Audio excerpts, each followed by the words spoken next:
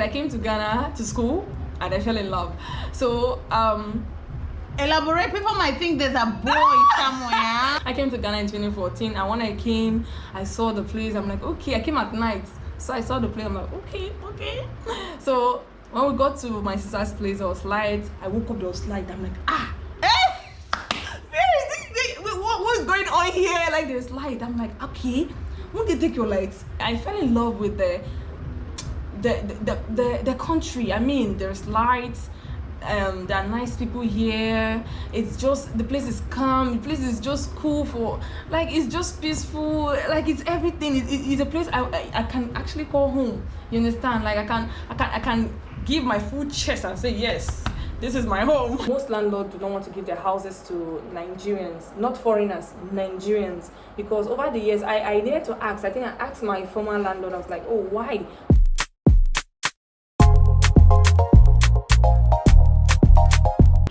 How are you doing? Welcome to another episode of the vlog. My name is Ndiro Ganga. This is part of our diaspora series where we meet and connect with foreigners who are living, working, or traveling through Ghana, and they share with us their experience. She's loud, she's beautiful, she's on YouTube, she's very fashionable, and anytime you go to an event with her, you better bring energy, because this lady will be dancing from beginning to end. Her name is Beatrice Achampong. Did I get it right? No, Achipong, not Achampong. Oh, Achampong is Ghanaian. Yes. Okay. Hi, darling. How are you? I'm fine. Welcome to the channel. Thank you. Finally, you know, it's crazy how we met. We met through our mutual friend, Okedi. Yeah. And let me tell you, this guy is the John Mia Jollof Festival. From the entrance, sister is dancing. I asked Okedi, who is this babe who's a ball of energy? Introduce yourself. Hi, first of all, I am not loud. No, it's not about no, loud. I understand. You're very unapologetic I with know, who right? you are and how you live your life. Yeah. Hi universe. My name is Beatrice Achibombo. You can call me Blue B. Yes, I'm a Nigerian living in Ghana. I'm a human being, yes. And you do content, you're a content creator? Yeah, I create some content over here. Yes. Nigeria to Ghana, you skipped, is it Benin, Cameroon, Togo, Ivory Coast? What brought you to Ghana? Well, basically, I came here for school. I came to school and I fell in love, so I decided to stay. Yes. Give us gist now. Where did you come to school and what did you study? They give us gist now. Why are you talking like a Nigerian? Because I hang out around Okedi all the time. Okay. So I in Nigeria, before you enter into the university, you have to write something called JAM. JAM is like a requirement you have to write. It's an exams. If you don't pass that exams, you can't enter. Even if you pass your JAM, you have to pass that JAM before you be able to go into the university. So I wrote it with my God-given brains and everything, and I almost made up to the cutoff point, which is 180. I had 174, if I'm not mistaken. Is it that 174 or 176? Around that. It's almost 180, which is the cutoff point. So I told my dad I didn't make it, and I was like, okay, try again. And at this point, my sisters have already told me about Ghana. She was in Ghana, my immediate elder sister, she was in Ghana already. And she was telling me how Ghana is, this, that, I only need WAEC and everything. So I was like, okay, I've passed my WAEC. Why am I writing JAM again? Let daddy allow me to go.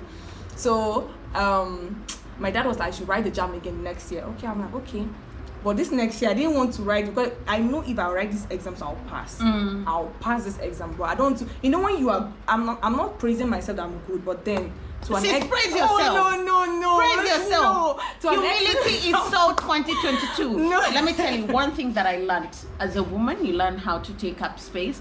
If you're good, you say you're good, so that whatever opportunities that align with that level of goodness then come to you. Yeah, that makes sense. So go ahead and say it.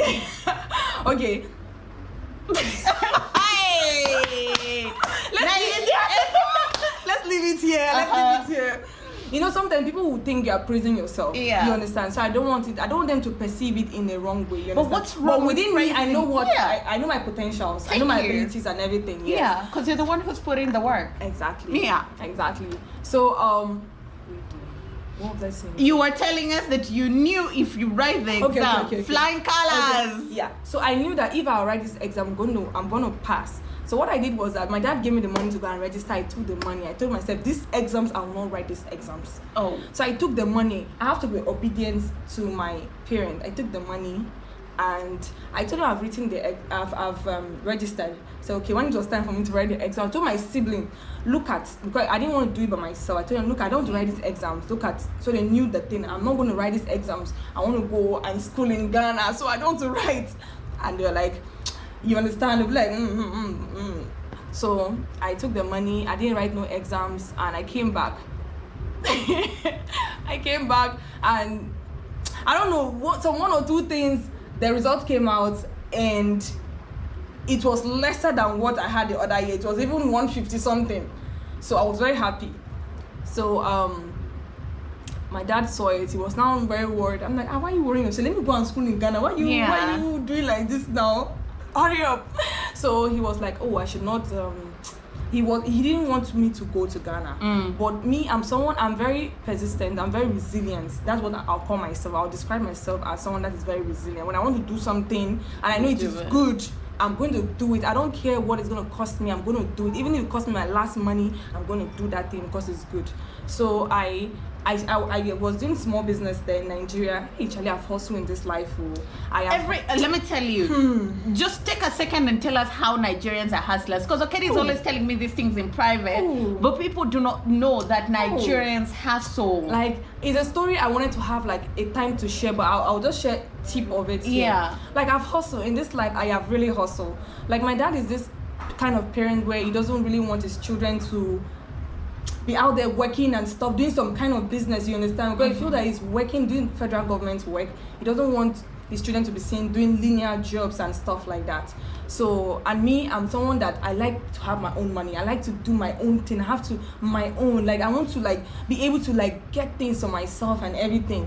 So, you know, one thing our parents do not teach us is that they don't teach us how to live without them. They only teach us how to live with them. They don't teach us how to live without them. I am not praying for anything bad to happen, but one thing that parents fail to do is to teach their children how to live without them. They don't do that because they feel they'll be with you forever. Yeah. They don't want you to be sad because if you start teaching them how to do without you, they'll start feeling that you want to die very soon.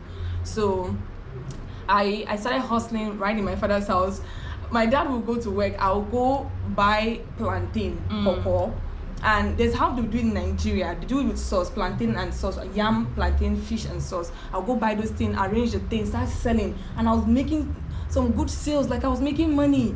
But once it's like 4 or 5, I have to quickly sell everything or pack everything. So my dad does not see that I was doing some business here or people were gathering there, and you understand, he doesn't want that kind of attention. You understand? So I did that first day, second day. I think one day he came back and caught me.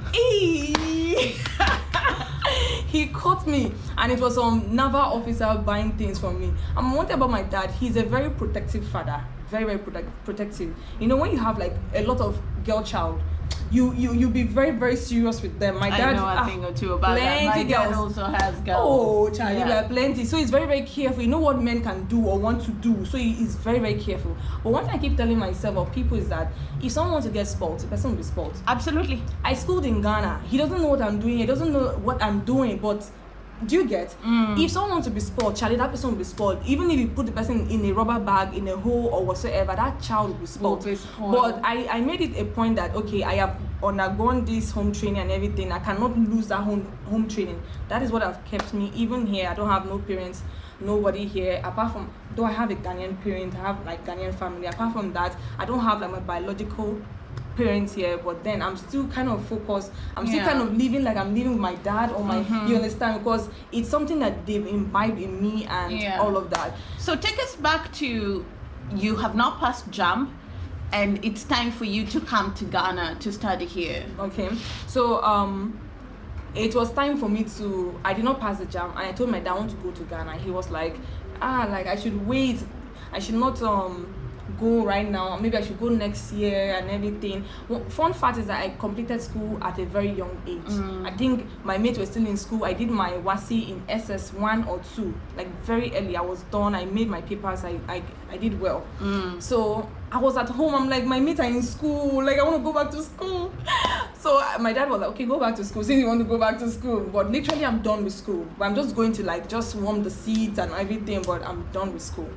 So I was supposed to enter university that year. Something happened, and I couldn't go to school. I had to, well, let's say, defer, or I have to like give up school education to just be in the house and take care of my little brother.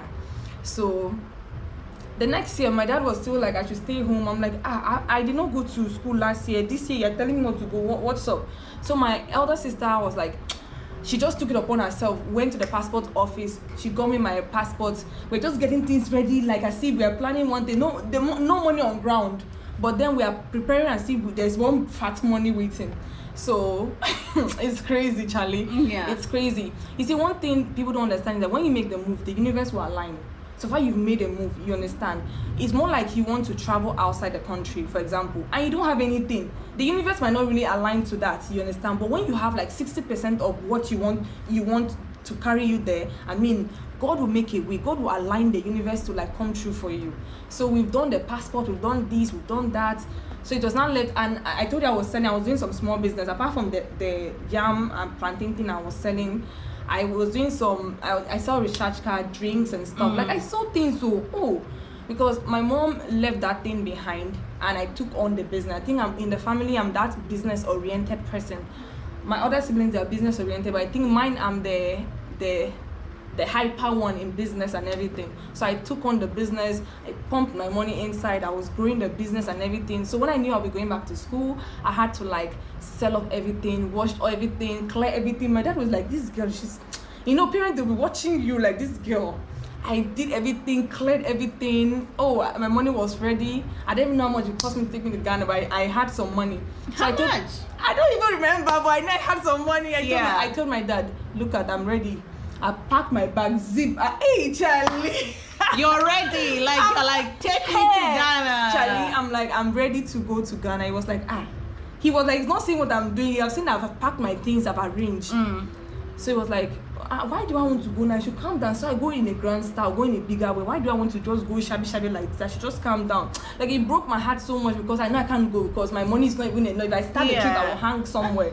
So I have to just listen because the Bible said, children, obey your parents in the Lord, for this is right. Amen. So I had to now, it was painful. I'm like, and you know, as at that time, I've started making announcements to my classmates that I'm going to Ghana. Jesus Christ. I was like, I'm going to Ghana. And everybody's like, wow. So when I didn't make it again, Charlie, I was now... Yeah, you're like, hey, Charlie. Don't ask me. No, don't ask me. So like, I thought you said you're going to Ghana. I'm like... Well, it was crazy. Well, it was crazy. So that was it. So I think the next year, my dad was now like, this lady knows what she wants to do. She knows what she's about. Because that's me. Even my being in Ghana here, my dad knows what I'm about. I think when I moved to Ghana, okay, let me leave this story for another maybe later. As we progress. So my dad knows the kind of child. Every parent knows. Okay, this one can do this. This one, this one is too weak. Absolutely. For this one can survive in here without anyone. You understand? So my dad knows I'm that resilient person. I'm not the only resilient one. I have other ones, but I think as for me, I think I'm the craziest of them all. Whatever come may, you're going to survive. I'm going to survive, yeah, that is me. So I made it here to Ghana. When I came, my dad made sure, he told me I'm going to go in Grand Style, and he did it. He made my eldest sister, take me from Port Harcourt to Lagos. Like, she almost traveled me to Ghana, like escort. It was really crazy. Like, I'm like, you guys should count, I'm not a baby, I'm grown. Why you guys treating me like a baby? So that was it, and I came to Ghana, met my immediate elder sister, and it was fun. I think it was fun for me because I had someone already in Ghana, so it was not like it's strange. Yeah. Which year was that, and what perception did you have of Ghana, and how was the reality different or similar to that perception? Okay, I came to Ghana in 2014. Yeah, 2014. Ooh, okay. Yeah, that's a long time. Yeah. I came to Ghana in 2014, and when I came, I saw the place. I'm like, okay, I came at night. So I saw the place, I'm like, okay. So when we got to my sister's place, there was light. I woke up, there was light. I'm like, what is going on here? Like, there's light. I'm like, okay, won't they take your lights? Are you, like, I was just telling my sister, what's up? Because where I stay, most of the time they give us light, and most of the time there's no light. Like, the light is always fluctuating and everything. So I was like, okay, I love what I saw, but I think I was not really conversant with the food. I started eating rice and stew for the longest of time because I'm familiar with rice and stew. I didn't know the banku thing. It was slapping me. I'm like, what kind of food is that? It was, something you've not tried before. It slapped me. So when I say slap, it's not, but it have this sour, that sour thing. The moment you put it in your mouth, it sort of pulls, like it's pulling the saliva. Yeah. So I didn't really like it. So I was sticking to my rice and stew always, every day, rice and stew. Till I started trying the cocoa. Till one day I tried the fufu and palm nut soup like that. I started graduating and stuff like that. Yeah. So that was it. Talk to us about school. So when did you enroll? Where did you go? And what did you study? Okay, talking about school, like I said, what brought me to Ghana was education. So when I came, initially I didn't want to go to the school my sister was going to. I had to choose because your sister is here doesn't mean you have to be here. Yes. So I went to Central University, and I bought the form and everything. I think it was $150 if I'm not mistaken, $150 or $100. I bought the form. They showed me the hostel, told me about the school and everything. I think the fee was about $5,000. If I'm not mistaken, it was like $5,000. I don't know if it was everything, the accommodation. I don't really remember, but it was $5,000. So I came to tell myself, okay, this is how much it is. This is that. And the crazy thing is that not as if my dad could not pay that money, but then I had to look back. I'm not the last child. We are 6. So if I pay that money, like my other siblings, I want them to get quality and good education also. I don't want to be selfish here. So I had to go to my sister's school. That was like, I think half of that or thereabout. I have to go to my sister's school. And she told me come to my school, but then I'm like, I want to choose my own school.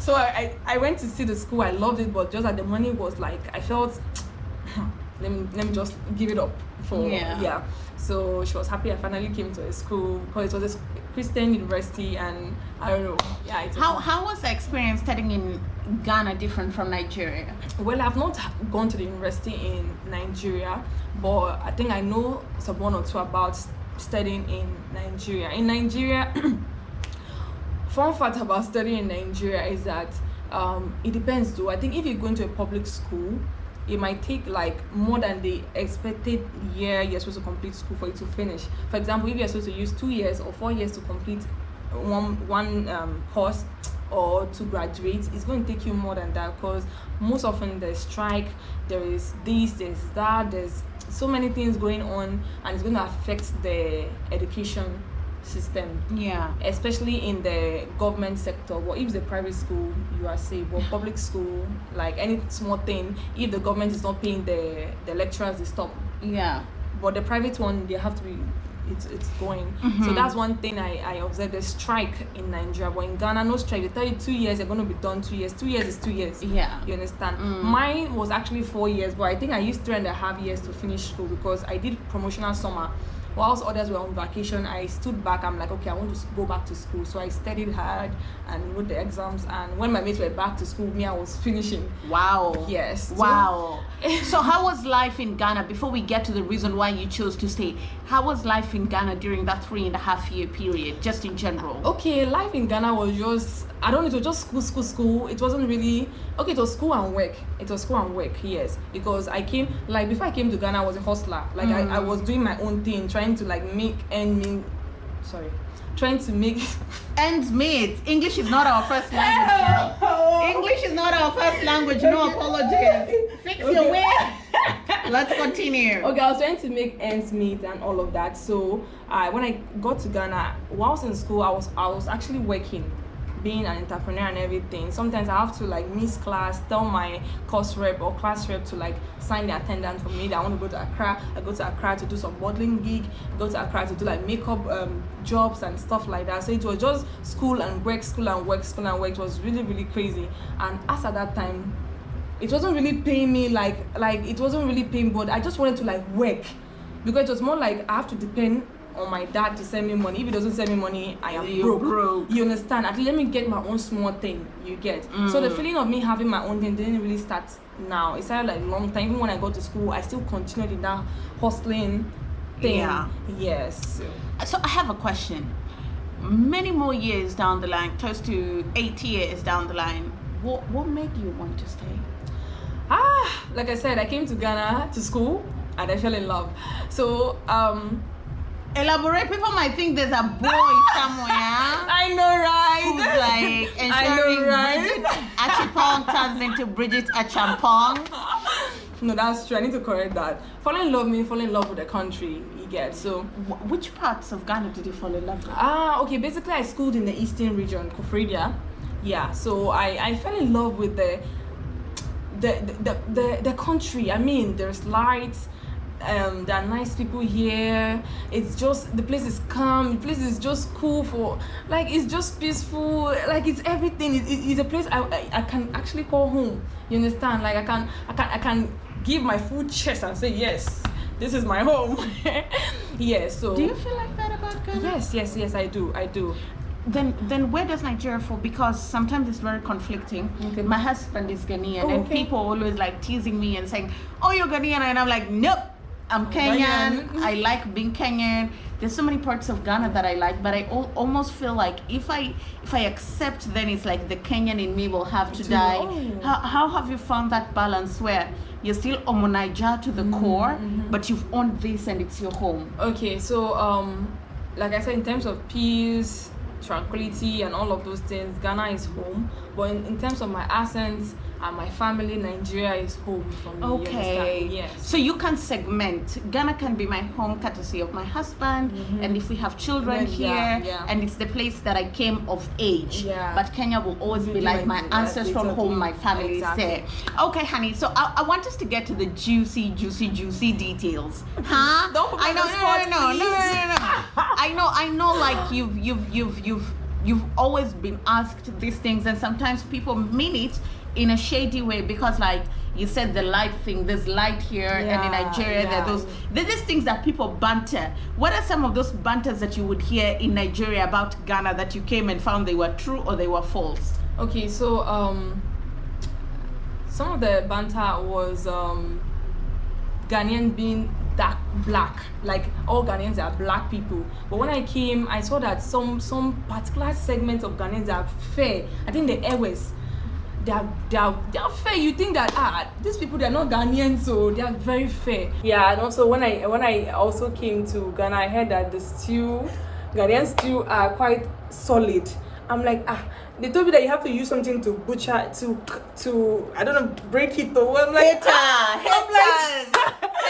I was like, I want to see this stew. When I came, and the stew was quite solid, but it's not as solid as the way they said that you're going to cut it like cake or something.